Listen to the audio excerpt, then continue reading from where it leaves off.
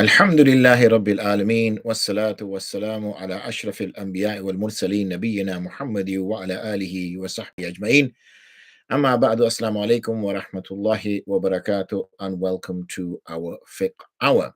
Alhamdulillah, I need to bear in mind two things. One reminder is to put the link to volunteers. A number of you have asked over the weeks that you would like to volunteer in some capacity.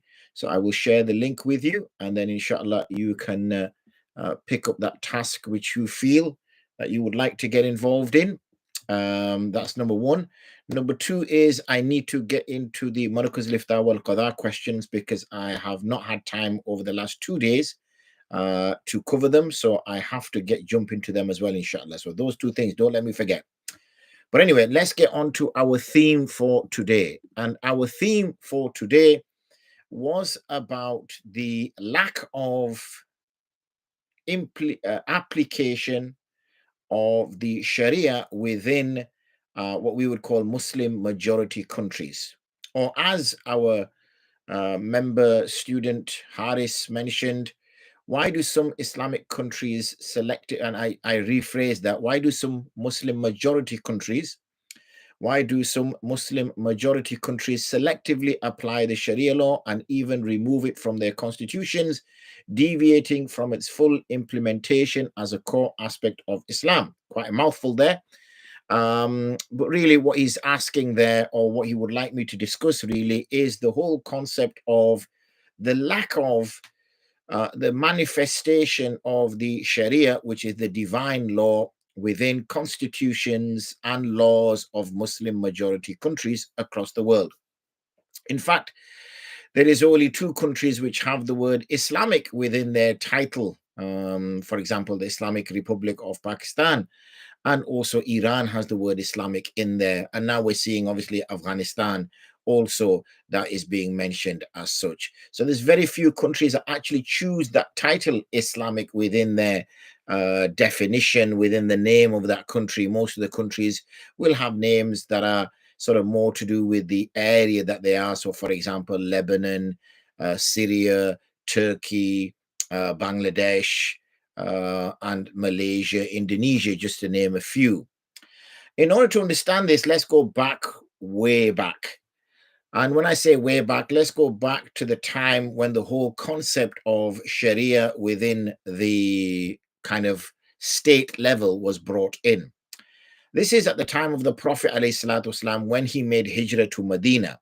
So when the Prophet ﷺ made hijrah to Medina, it was at that time that not only was he a spiritual leader, not only was he a religious leader, he then became a statesman. He'd already been a general, in a war general, because there had been, he became a war general as well because of the Badr.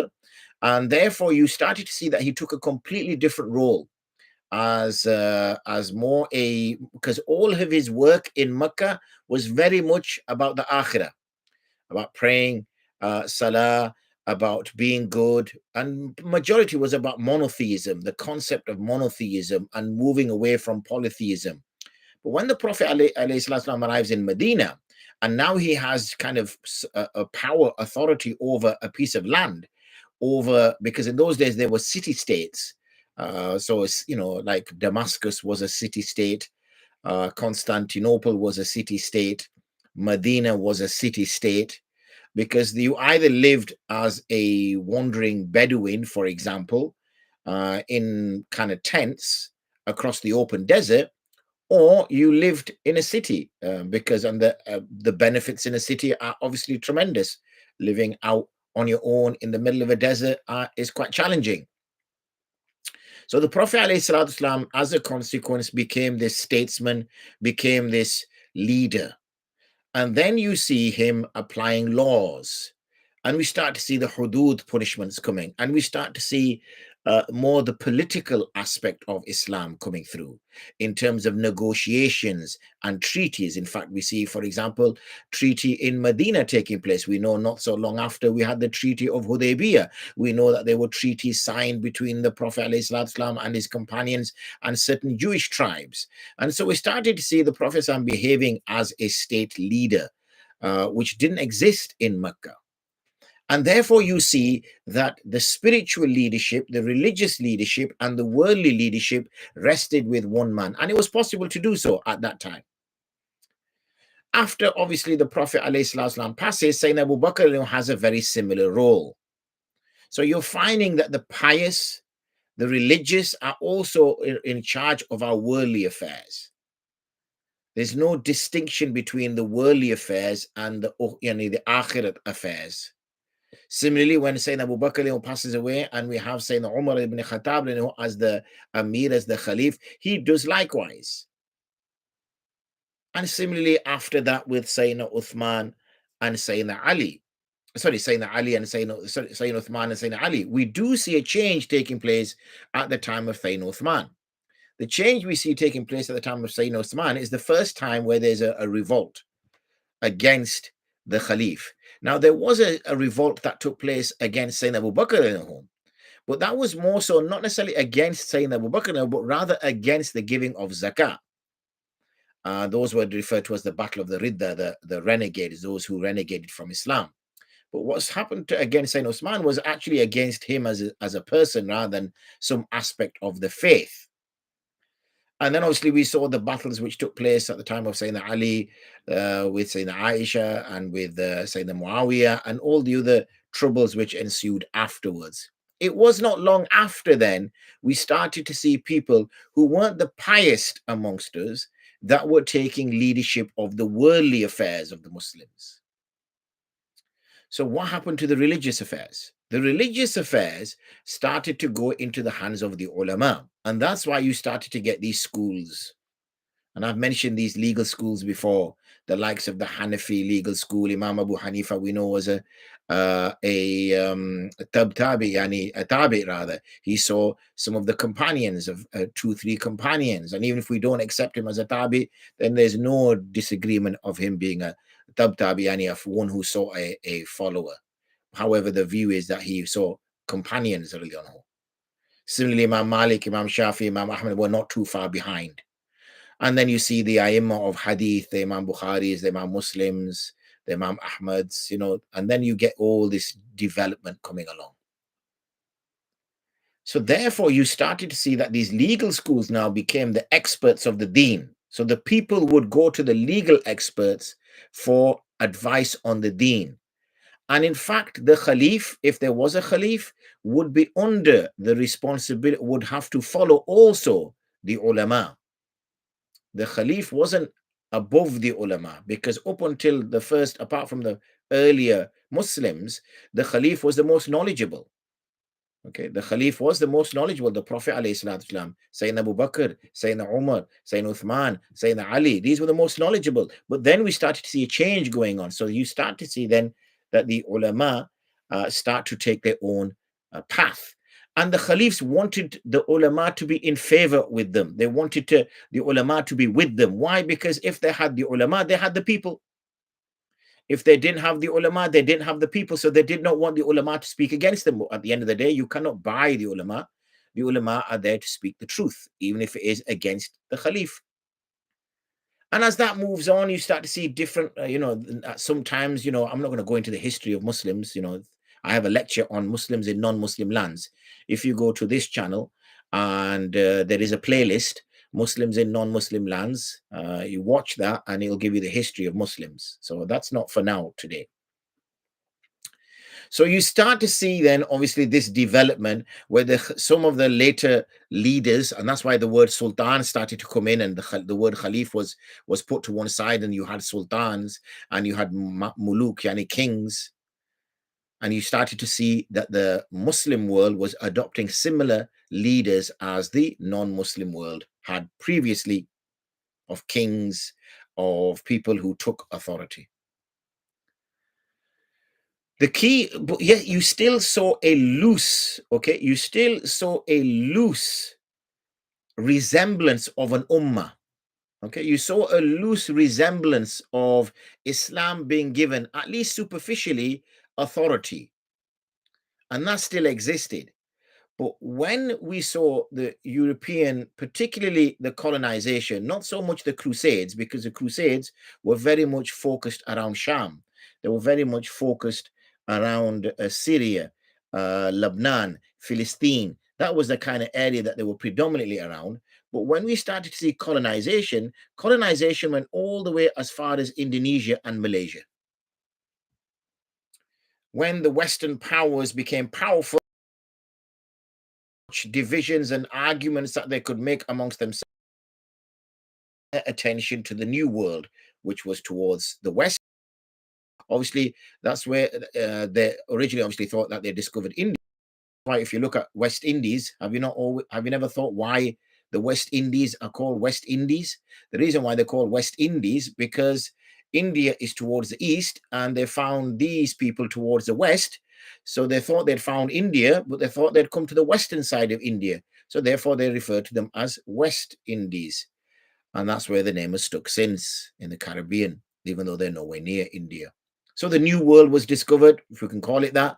The original people that lived there, the Native Americans, the Native South Americans, they were quickly replaced by the Europeans coming over, whether it was the Irish or the English coming over, whether it was a Spanish coming over, little Italians, but mainly Spanish coming over, and they started to, to replace many of the existing people there. And you started to see their faith changing, you started to see their practices changing. But likewise, which is more interest for today's topic, is there was also that colonization moving towards the east, whether it was African countries, whether it was even further east to Asian, Middle Eastern countries, whether it was even further to Asian countries and to the Far East Asian countries. We saw particularly Muslims being undermined in terms of their faith and their culture and their practices. This was a bit of a culture shock for many of the people, especially the leaders, and the leaders wanted to be in a good relationship with their new masters. Okay, some obviously opposed them, tried to fight them, and won or lost, but usually lost, and were quickly replaced. And obviously, these Western powers wanted to ensure that when they leave these countries, which they knew eventually that they had to, like we saw the British Raj leave India, and other countries as well, whether the African nations particularly fought against the French, we see the Moroccans against the Spanish, and we see the colonizers being removed from the countries that they had colonized. But they still kept some kind of links and some kind of authority there in order to ensure that their assets and their influence could remain in that part of the world. What some people started to see was that it was, unfortunately, as they perceived it, it was Islam that had allowed the Western world to overcome them. That's how some people perceived it. That because we're so busy memorizing the Quran, because we're so busy arguing over whether your wudu is broken if you do this or if you not do that, we miss this opportunity where these people advanced technologically, they're advanced industrially, they had the industrial revolution. We didn't have the industrial revolution, and as a consequence, they could make weapons, they could make ships, they could make armor, they could make things which we could only dream of, and therefore came to us, they were superior than us when they shouldn't have been superior than us, and as a consequence we became their servants and slaves, and they became our masters. So some people actually thought it was the Islamic influence that had caused that to happen, and they started to look, because we all have this, unfortunately, this inferiority complex. They all started to look towards the West as the way forward. You see, for example, in the 1920s, Turkey does away with the last Ottoman Khalif, and the Ottoman Empire ceases to exist, and Turkey becomes a secular state. You see other countries trying to experiment and maintain some kind of religious identity, like, for example, in Pakistan, like, for example, in Iran.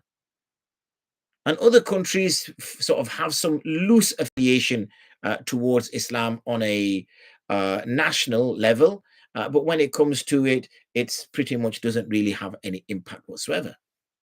Take that also in consideration, that the global systems weren't made taking Islamic principles into consideration. So when you look at the International Monetary Fund, when you look at the World Bank, when you look at all these supra-international organizations, financial organizations, then they're pretty much not based on Sharia, they're based on riba systems. And therefore, when these countries that are already struggling are trying to engage with funding and getting support, they then have to engage in these loans, which are obviously usurious loans. And so the situation perpetuates and continues to do until you find yourself now here in 2024, where you'll find that most of those countries, that aren't Western European countries, are countries that are struggling financially, are struggling when it comes to literacy. So you'll find that illiteracy levels are so high, education levels are very low, aspirations are very low. There's a very low level of professional jobs. You see people graduating as doctors and as professionals, but they are finding no jobs in those countries. So they're having to come across to the Western world in order to have those jobs. And even if those jobs are available, they're not really paying that much. So you get what's called brain drain, where basically the elite, the educated, they are now moving out from the Eastern countries and moving into the Western countries because they're going to get provided better money, better services, better job, better qualities. You're seeing a little shift happening now with the likes of Dubai and Qatar and places like that, where now the money is there, and now people are kind of thinking, well, okay, maybe we shouldn't be going towards the West, maybe we should be going towards the East. But you're seeing that those countries are pretty much moving on a Western model and trying to move away certain laws which prevent them from doing certain things because of their Islamic basis. But they feel that in order to bring that kind of investment from the Western world, in order to bring particularly Western non-Muslim investors, they have to kind of bend the rules a little bit, bend the situation a little bit in order for those people to come and invest. So there you have it, in a very small mukhtasar nutshell of how the situation has got to where it is right now and where we are. And even if you do get the likes of, for example, the Afghanistan Taliban, who do want to return to Islamic principles, then you get literally the whole world go against them in order to eradicate them, remove them. And we had 20 years of war where Western countries used the pretext of 9/11, went into Afghanistan, even though none of the so-called the chaps on the planes were of Afghan nationality. And that pretext was used in order to bomb Afghanistan and attack Afghanistan, and has done for the last 20 or so years. Until obviously they were defeated, the Western powers, and then they moved away from those countries because they realized this is a no-win situation. We're going to lose this. So now, obviously, Afghanistan, after nearly 40 years of war, whether it's been Russia, whether it's been America, whether it's been Britain, is now trying to get back onto its feet in order to um, now tackle this issue. But even now, there's no support. There's a lot of money which belongs to the Afghanistan administration that is still tied up in by Western powers and won't be released because there's no need to give a helping. Then I'm already a winner. Because I'm the best at my rules because I wrote those rules. So if you want to become a member of my gang, and in my gang I made the rules and everybody has to follow my rules and I'm always right, then you've already gone, you're already second best, you're already third best. You can't beat me at my own game because I make the rules. I can change the rules whenever I want. So therefore, those countries that stand up, they have to suffer greatly in order to try to bring Islamic principles into their way of life. Okay, so that's the crux of it. That's the short of it. Let's me pick up a couple of questions that have come on YouTube, and then as I said, I did say I was going to pick up some questions on the Markuz al-Ifta wal Qada because I've not answered them. Wa alaikum salam wa rahmatullahi wa barakatuh. Iman, alhamdulillah, all is good. Why would the why would the Khalifs not give up their positions to the ulama? Surely makes more sense to hand over these positions to people with more understanding of Islam. Oh, Iman. Oh, Iman. Why would you say something as simplistic as that? Why don't all the masjid committees give up the role of the masjids to the ulama? We can't even do that here on a simple basis. We're doing this and this is one of the most simplest instruments of Islam here in the UK. That doesn't happen. So this is a very simplistic answer. It's about power, Iman. It's about power. It's about control. It's about dictating what you want to dictate.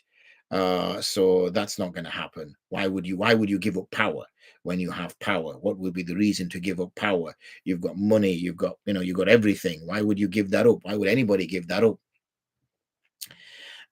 Seems like the need of being left out, and also it's no surprise where Western nations who focused on world affairs succeed in certain aspects. Yeah, absolutely, and you're seeing that now. So unfortunately, if you're on the side of Western powers, then they will support you, they will fund you, they will give you money hand over fist. They will protect you at the UN whenever there's going to be a meeting at the Security Council, because the Security Council has the powerful nations that sit in it on it. So, and the rest of the nations just cannot sit on the Security Council. That's just the way it was divvied up when it was set up, the League of Nations after World War II. And therefore, you're making the rules. You're making the rules. That's what happens when you become the most powerful nation on the planet. You make the rules. It's as simple as that. It's not about fairness, equality, being nice, and judging against yourself even when you're in charge. It's about what works for me and what works. And that's why the UK is also looking around and thinking, well, who should we partner up with? Which country will mean that we will persevere and we will carry on? Well, it's natural, because the UK is looking after its own interests. It's natural for the UK to say, well, let's join up with the US. One is, we gave birth to the US, because at the end of the day, it was a UK or people from the UK that went over to America for America, USA, to be founded. So the UK will say, we kind of gave birth to the US. And why wouldn't you be friends with the greatest power on the planet right now? It just makes so much sense logically. And so for wherever the US goes, you'll find the UK will follow. And obviously, there is a financial incentive for it. There is a protection for it, because at the end of the day, the money is there, and that's how you'll get it. So this just is how the world goes around. We see now, people, even on our own communities, we will go after money. If it means making a false claim, we'll make a false claim to the council, to the government, in order to get money. So this is just the way the world goes around. It's when you live according to different principles, then yes, absolutely. But if you don't live according to those principles, if at the end of the day it's about money, it's about becoming powerful, it's about becoming rich, it's about having a good life, then unfortunately you will just persevere in that way. You got me there. Excellent, Iman. I'm glad I did, in a nice way, of course. So let me just pick up some of these questions which have come on via our Dar Markaz Lifta wal Qadha. So we had a sister asking, Assalamu alaikum, Sahab, please can you assist? My mature nephew has been suffering with seizures. He has been put on medication. He still gets, I'm not sure what this is, orders, I think that's a mistype, and fits as his body is adjusting to the medication. He needs to eat regular meals and have his medicine on time. The doctor has advised him not to fast this Ramadan. Is it okay for him not to fast and make them up later? Also, will he need to give any kafara? No, based on the information that you've provided me, then no. And obviously, I know the sister as well, may Allah bless her. In those circumstances, the young man is not required to fast. There is no kafara, because he will not make niyyah at the before suhoor, because he's not going to make suhoor. So he will not make niyyah at all. So he will not even make intention to fast, and therefore he will carry on until he can get a grip on this medication, which is a new medication, until his body starts to get used to it and build up the tolerance levels to it. And once that settles, if Ramadan is still there, then he can start fasting. If not, he will need to make qadha for all the fasts that he has missed. So that's that question. Next one is with the gents, because I know there was a couple of questions that came on. Assalamu alaikum wa rahmatullahi wa barakatuh. Hope you're doing well, inshallah, Sheikh. Alhamdulillah, all is good. I wanted to know specifically what the obligation is in regards to reading Salah in congregation, and also what is the status of reading in congregation in the Masjid. Are these two separate, praying in congregation, praying in the Masjid? So yes, there is for men in particular, it is a stressed sunnah. According to some schools, it is even stronger than that. But according to the Hanafi, it is a sunnah mu'akkada. It is a stressed sunnah that when a masjid is within your vicinity, within your locality, you should pray for men in the masjid. Okay, that is a requirement to do so. When I say requirement, I'm not saying it's wajib or fard. A requirement meaning the deen requests it. And also then there is the praying in congregation. But usually the congregation that is being referred to is the congregation of the masjid. However, we know that if you're at home and you've got children and your wife and you gather them together and you pray salah, you know there will be more reward for you. Okay, there will be more reward for you. But when the hadith usually speak of congregation, it's in reference to the masjid. And therefore, so the two are separate. That's absolutely right. Praying in congregation is a separate issue. Praying in the masjid is a separate issue. But what we tend to find is whenever congregation is mentioned, it is in reference to the masjid. However, we will consider them separately. So if there's a few of you, like I said, in the house, then it's good to gather together and pray salah together. Get the one who has the best, knows the sunnah better when it comes to the fiqh of salah to lead, and the rest can follow. So because it's important that the one who has most knowledge in fiqh leads, because he knows the errors and whether something is wajib or sunnah muakkada, how he can repair his salah, waghera, waghera. Meaning, if there are any masajids in a town city where salah is established, what is an individual's responsibility with regards to attending a congregational prayer at the masjid? Is he sinful reading on his own? And what if he is reading at home in Jama'ah? He will be somewhat not sinful, but if he abandons the sunnah muakkada regularly, then yes, it will be problematic and it will be bordering, it will be sinful. If he considers his prayer at home to be better, or he considers not praying in the masjid at all. Now, this is even more so for a person who is not a person of knowledge, but just a normal guy, okay, an average guy, a regular guy. Now, for a regular guy, it's even more important that he's praying in the masjid. Okay, those who are ulama, there can be somewhat excused from that particular act, because alhamdulillah, they're always in the work of deen. They're always in the work of deen. That does not mean that they should not go. Don't misunderstand me. What I'm saying is there's some element, okay? There is some element of accepting their circumstances. But for a normal, regular person, he should be going to the masjid as often as possible. Why? Because his salah may not be accepted on his own, because yani he does not know the masail of salah. Why would you risk that when you could go to the masjid and most likely there's going to be a pious person in the salah at the same time you are?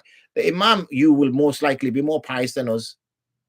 Okay, most likely the imam in our masjid is going to be more pious than us. That's most likely. Okay, because he's going to be a Maulana. And if he's a Maulana, he's more pious than us, generally speaking. Not always, but we're talking generalizations. So why would a person risk praying his salah on his own when why wouldn't he go pray with the imam sahib?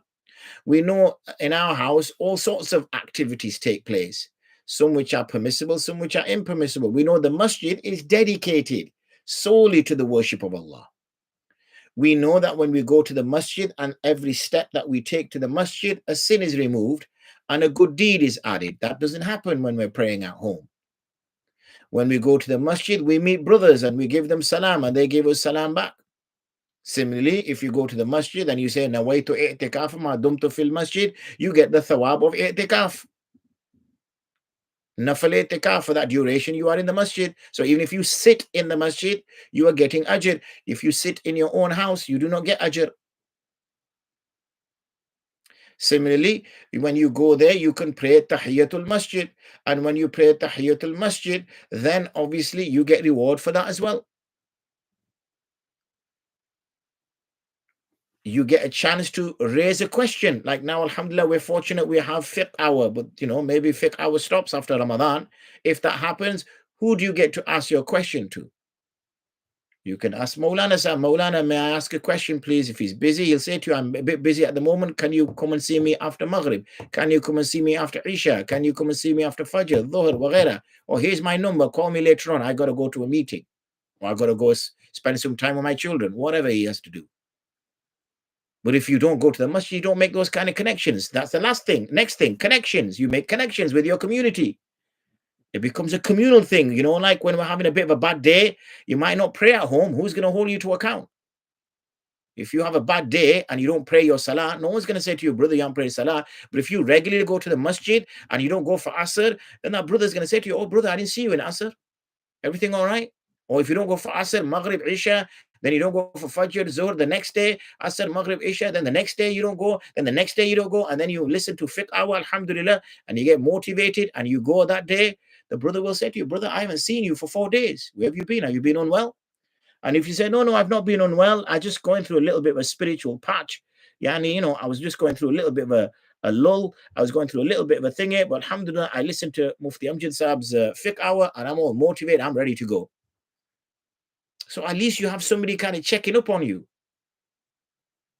And if you start exchanging, then you might be a little project that you could get involved in. So there's an opportunity to give sadaqah. When you're sat at home, are you going to give sadaqah? Probably not. But when you go to the masjid, there's a chap there who's come from, I don't know, Philistine or Syria or Afghanistan or Pakistan or Bangladesh or Malawi or Sudan. And he stands up and he says, brothers, I've come from so and so. We're in a bit of a dilemma situation. If you can help in any way, Yani, please help. And now you give a fiver. So that was an opportunity that you would not have got if you didn't go to the masjid.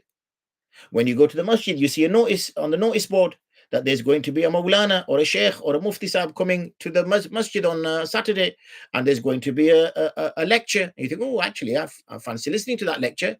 And fortunately, it doesn't clash with my fiqh hour, so I'll be able to go to this lecture as well. And then I can go to the fiqh hour after. Fantastic. So you can see that there's not just one thing that a brother misses when he doesn't go to the masjid. He misses so many things. And when you pray your salah at home alone and you give it to Allah, it may be Allah does not accept it.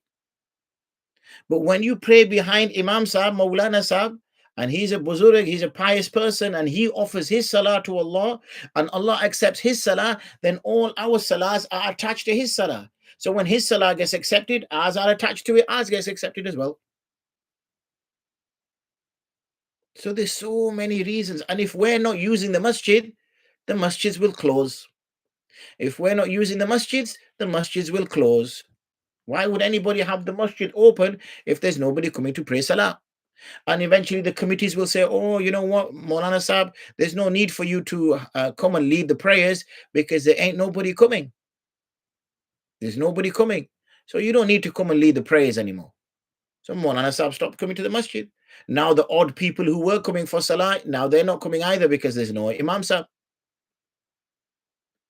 Then the maktab starts to slow down because there's nobody coming to use the masjid. So because there's nobody coming to use the masjid, nobody's being reminded that they should be sending their children to a maktab, that they should be educating their children. So then they start to think, oh, okay, whatever. So you start to see, the maktab no longer being used.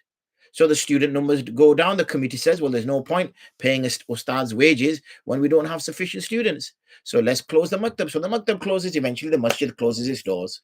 So all the hard work and effort that was done by the founders of the masjid 10, 20, 15, 30, whatever years ago, all that now comes to nothing. And that was only by one. And if we say, well, it's only me thinking like that, Mufsab, what are you tripping for? Yeah, one person thinks about it. Why is it? There could be 100 people thinking exactly the same thought. Okay, there could be 100 people thinking exactly the same thought. So I hope I've made a convincing argument for why the masjid is a place that should be frequented as often as possible. Reference leaving a legacy series on wills. I attended the December seminar. When are the others scheduled? Oh, those others have been scheduled and they've already gone, mashallah. It's good to see that we're on track with things. Assalamu alaikum. Hope everyone is well. This is not a fiqhi question, but he still put it on the Markaz al-Ifta wal Qadha. Rather, a question I think Mufti may know the answer to. Let's see. Due to his experience and contacts. Also, I don't know who else I could ask to answer this question properly. How does one get his nikah arranged and done in Medina? Both families of the bride and groom have intention to travel there and can arrange a sheikh from the UK who is there at the same time. But the question is, how do you actually arrange and do it in Masjid an-Nabwi? I fear that the guards may break up a small crowd gathering. Is there any particular procedure that has to be done with the officials there? Maybe someone has actually done one themselves over there or been to one or seen one take place. Any advice is appreciated. Unfortunately, my dear brother, I do not know of the method. If there is a method, if there is this way doable, maybe somebody might see that and assist in that. I've shared it now. Maybe somebody who hears it can assist with that. I don't think they will break up the party. The only problem you're going to have in Masjid Nabwi is how you're going to do the nikah. But if it's done quietly in a small area without a big fuss and a messing around, then I don't think there'll be too much of a problem. But like I said, I wouldn't go by what I've just said on my advice. Let's see if somebody comes back to that, inshallah. Khair. That's those questions done. That's everything covered on the Markaz al-Ifta wal Qadha. Let's jump back onto here. Is it sunnah to cut a newborn child's hair after 7 days, or is this not an authentic sunnah? It is a sunnah. It is a practice that we should adopt, which is to remove the hair from the child. And we usually are recommended to give the weight of that hair in charity as well. So bear that in mind. Oh, there was two things I said you had to remind me about. One was the volunteers. What was the second thing? Allahu Akbar. I knew I just couldn't rely on you guys. I think the other thing was the Markaz al-Ifta wal Qadha questions, which I have answered. The volunteers, anybody who wants to join, I know Iman, you've asked a few times. If you go to this link and fill out the details on here, then inshallah somebody will get in touch with you with regards to volunteers, what you can do and how you can volunteer. So please share that link with others. For those of you who are watching on the other platforms, the link is gone up on the YouTube. So please do go to the YouTube and get it from there. That's perfect. Do share that link with other students as well, Iman. It's yeah, I don't know how else to, can't copy across to there, but khair anyway. Brilliant. Okay. El Salvador president said brilliantly, said you cannot apply leftist liberal ideologies to Afghanistan. It would never work, and we all require different models. Yeah, absolutely. But when you are trying to be a global power, now if you go back in the day, okay, back in the day, the way you became a global power is you literally had an empire. Okay, that's how it worked. You had an empire, like the Roman Empire, like the Persian Empire, like the British Empire, like what's sometimes referred to as the Islamic Empire. And the work and the role of an empire is to take up land, and the people, and you propagate your way of life, you propagate your way through those methods. Okay. That proved to be, difficult to do, after a certain period, because there was a lot of killing involved. In order to maintain an empire, there was a lot of killing, and we, as people, lost the appetite for killing, especially in Europe, after the First and Second World War. It was an uncomfortable, because the society started to stand up to power, to the powers that be. They were not willing to send their sons and daughters to be killed.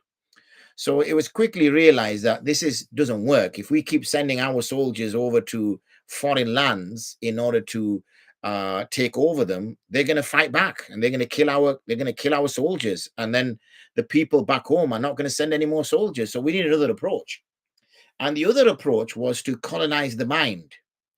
So what you see nowadays is the colonization of the mind, and make countries financially dependent upon you. Once you colonize the mind and make countries financially dependent upon you, then obviously that's when you start to control, and you have a different type of empire. Okay. And that's why you'll find, for example, the US has army bases across the planet. Across the planet. Why is there, for example, NATO army bases on the border of Russia? What's the maqsad for it there? What's the purpose for it there? Obviously, the purpose for it there is to put Russia in a sort of a stranglehold, to say, we're right here. Okay, we're on your doorstep. Russia does not have army bases across Europe, and Russia does not have army bases in the US. Similarly, you don't find any Arab country or Muslim country having army bases in Europe or having army bases in the States. But you will find army bases in the Muslim world belonging to the so-called West. So you see this, completely opposite approach, and that's because obviously where the power lies and how that power is utilized. Okay. For those of you on Facebook that want to volunteer, then please go to Olive Lantern Trust. I've mentioned this several times, so you should know it by now. Olive Lantern Trust, OLIVE, Lantern, LANTERN, Trust, TRUST.com. And then if you look at the top menu bar, you can select Become a Volunteer. Click on that and then fill out the details, and one of my colleagues will be in touch with you to ask you where it is you want to assist. We've got Ramadan coming up. We have a few projects that we can help. You can help with raising funds. We do a lot of this Q&A. You can maybe help with the Q&A. We have lots of videos. Maybe you can help with the videos. You might be quite good at editing and things like that, so we can use it there. At least you can also get some ajr as well, alhamdulillah, and take a share in the work that we do. Okay, so that's that bit. I'll give a few minutes for any more questions that may be there, and I'll just familiarize myself with tomorrow's theme.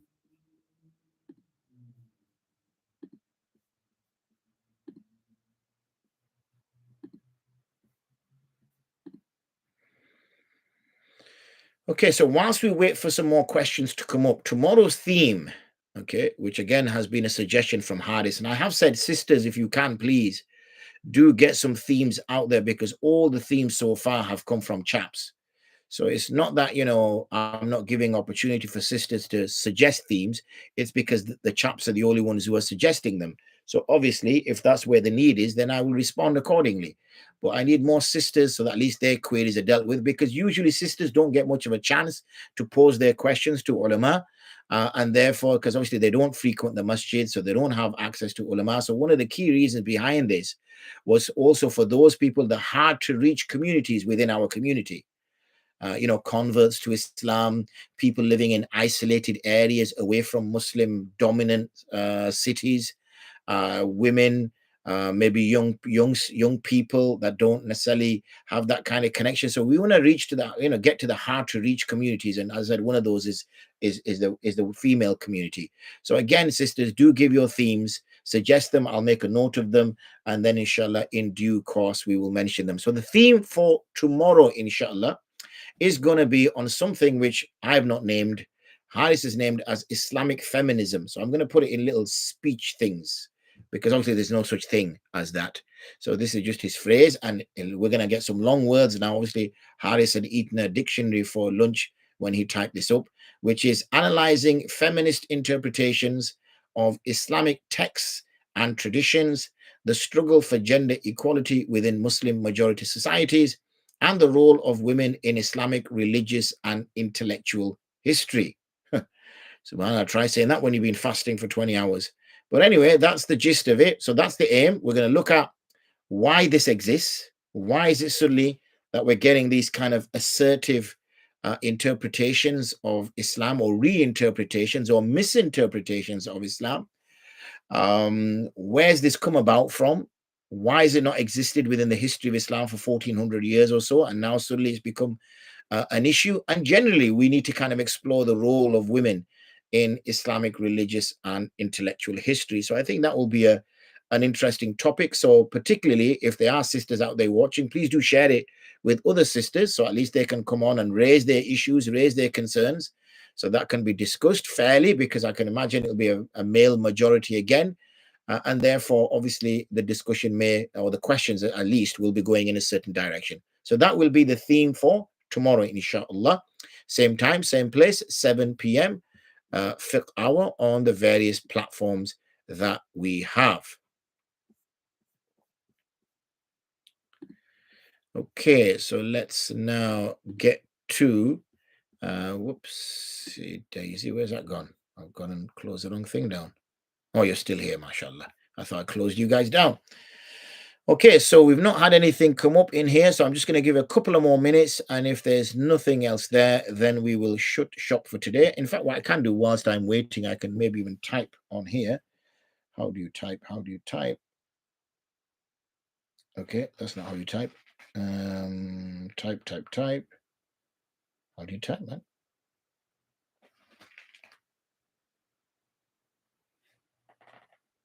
Ah, there you go. There you go.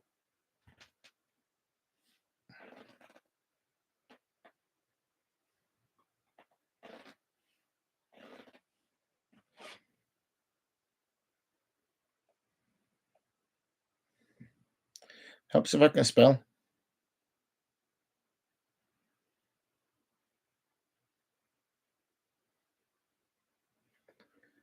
Ignore the caps. That's just auto. I don't know why it's doing that. And the rest was slash volunteers.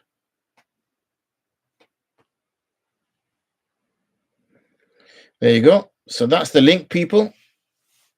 Do join on that link. I'll see if I can type it in here as well.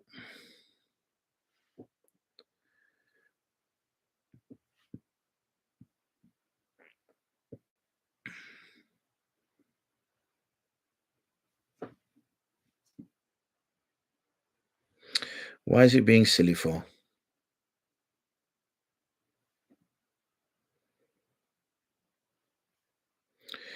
I need to bring OLIVENTRANTRU.com/volunteers/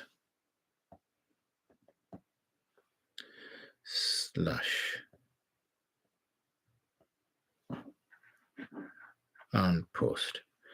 Okay, so I'll put the link on Instagram. I've put the link on Facebook. I haven't bothered putting the link on TikTok, and obviously the link is available there on YouTube. And on that note, inshallah, jazakumullah khairan, people. I will every day try to remember to put the link up for volunteers. I'd like those of you who are regular people to sign up, inshallah, help the various products, join the team, join the caravan to make a change in the various projects that we do. Until tomorrow, wa akhiru da'wana and alhamdulillahi rabbil alameen. Assalamu alaikum wa rahmatullahi wa barakatuh.